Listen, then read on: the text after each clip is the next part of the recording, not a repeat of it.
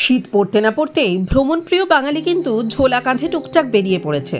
আর যারা ইতিহাস ভালোবাসেন তাদের কাছে মন্দির নগরী হিসেবে খ্যাত বাঁকুড়ার বিষ্ণুপুর তো একেবারে ফেভারিট ডেস্টিনেশন। একটা সময় মল্ল রাজাদের রাজধানী প্রাচীন এই শহরের টেরাকোটার মন্দির দেখার জন্য যেমন পর্যটকরা এখানে ছুটে আসেন, ঠিক তেমনই বাংলার সুপ্রাচীন শিল্পকলার টানেও এখানে ছুটে আসেন দেশ বিদেশের অসংখ্য শিল্পানুরাগী মানুষ।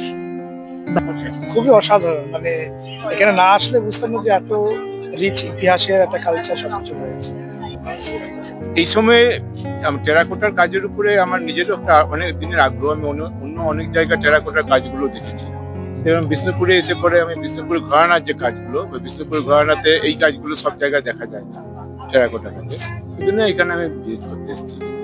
চলতি মরশুমের শুরুতেই ভিড় বাড়তে শুরু করেছে বিষ্ণুপুরে, ফলে আশার আলো দেখছেন ক্ষুদ্র ব্যবসায়ীরাও। অন্যদিকে মানুষজন এখানে ঘুরে ঘুরে দেখছেন ১৬০০ খ্রিস্টাব্দে মল্লরাজ বীর হাম্বিরের তৈরি রাসমঞ্চ। দেশের অন্যতম প্রাচীন এই শহরে এসে পর্যটকদের অন্যতম দ্রষ্টব্যের তালিকায় অবশ্যই রয়েছে জোড়বাংলা মন্দির, শ্যামরায় মন্দির, মদনমোহন মন্দির, লালজি মন্দির, রাধেশ্যাম মন্দির, মৃন্ময় মন্দির, দলমাদল কামান আর গড় দরওয়াজা তো আছেই। দেশের অন্যতম প্রাচীন এই শহরে এসে পর্যটকরা এই সমস্ত জায়গায় ঘুরে দেখছেন।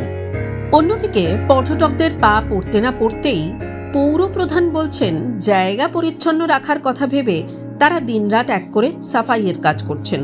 আগের তুলনায় অনেক পর্যটক বেড়েছে, তুলনামূলক আমাদের এখানে হোটেল এখন খুব ভালো ব্যবস্থা হয়েছে। রাস্তাঘাটের জন্য একটু সমস্যা হয়, তাহলে মোটামুটি ঠিকঠাক। নতুন সংযোজন হয়েছে যেটা পোড়ামাটির হাট, প্রত্যেক শনিবার রবিবার বিকেল ৫টা থেকে সন্ধ্যে রাত্রি ৮টা সাড়ে ৮টা পর্যন্ত হাটটা চলে। অন্যদিকে আশায় বুক বেঁধেছে ব্যবসায়ীরাও।